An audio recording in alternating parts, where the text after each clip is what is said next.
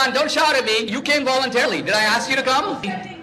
I'm defending fascism. No, I'm exposing you as a fascist. How am I a fascist with people who are hurtful and raped, and there's rapists who are still in the camp? But see, the problem is, sometimes you get speakers like me who are not scared of people like you. Ultimately, you are afraid of ideas. You're not willing to engage with me. You think I pose a threat to you? I'm an immigrant. I came to America with nothing. What threat do I pose to you? You promoted dangerous, violent ideas that kill millions of people. I propose dangerous, violent ideas to kill people? Who have I killed?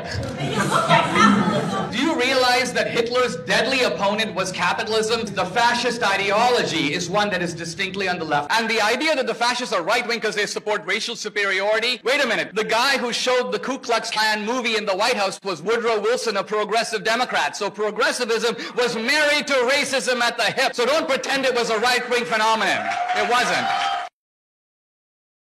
He's a fascist. For decades, this has been a favorite smear of the left aimed at those on the right. Every Republican president, for that matter, virtually every Republican, since the 1970s has been called a fascist, now more than ever.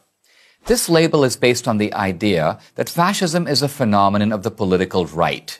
The left says it is, and some self-styled white supremacists and neo-Nazis embrace the label. But are they correct? To answer this question, we have to ask what fascism really means. What is its underlying ideology? Where does it even come from? These are not easy questions to answer. We know the name of the philosopher of capitalism, Adam Smith. We know the name of the philosopher of Marxism, Karl Marx. But who's the philosopher of fascism? Yes, exactly. You don't know. Don't feel bad. Almost no one knows. This is not because he doesn't exist, but because historians, most of whom are on the political left, had to erase him from history in order to avoid confronting fascism's actual beliefs. So let me introduce him to you. His name is Giovanni Gentile. Born in 1875, he was one of the world's most influential philosophers in the first half of the 20th century. Gentile believed that there were two diametrically opposed types of democracy. One is liberal democracy, such as that of the United States, which Gentile dismisses as individualistic, too centered on liberty and personal rights, and therefore selfish. The other, the one Gentile recommends, is true democracy, in which individuals willingly subordinate themselves to the state. Like his philosophical mentor Karl Marx, Gentile wanted to create a community that resembles the family, a community where we are all in this together. It's easy to see the attraction of this idea. Indeed, it remains a common rhetorical theme of the left. For example, at the 1984 convention of the Democratic Party, the governor of New York, Mario Cuomo, likened America to an extended family, where, through the government, people all take care of each other. Nothing's changed. 30 years later, a slogan of the 2012 Democratic Party convention was, "The government is the only thing we all belong to." They might as well have been quoting Gentile. Now remember, Gentile was a man of the left. He was a committed socialist. For Gentile, fascism is a form of socialism, indeed, its most workable form. While the socialism of Marx mobilizes people on the basis of class, fascism mobilizes people by appealing to their national identity as well as their class. Fascists are socialists with a national identity. German fascists in the 1930s were called Nazis, basically a contraction of the term National Socialist. For Gentile, all private action should be oriented to serve society. There's no distinction between the private interest and the public interest. Correctly understood, the two are identical. And who is the administrative arm of society? It's none other than the state. Consequently, to submit to society is to submit to the state, not just in economic matters, but in all matters.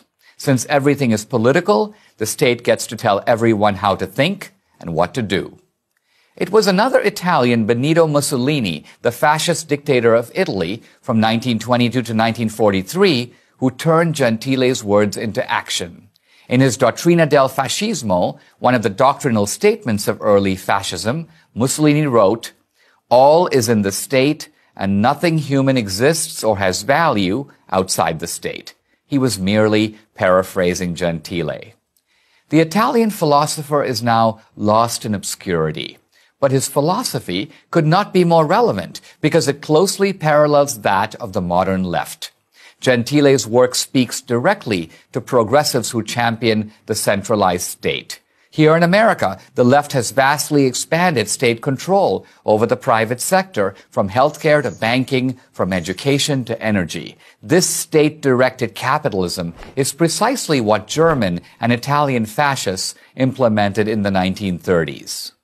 Leftists can't acknowledge their man Gentile because that would undermine their attempt to bind conservatism to fascism. Conservatism wants small government so that individual liberty can flourish.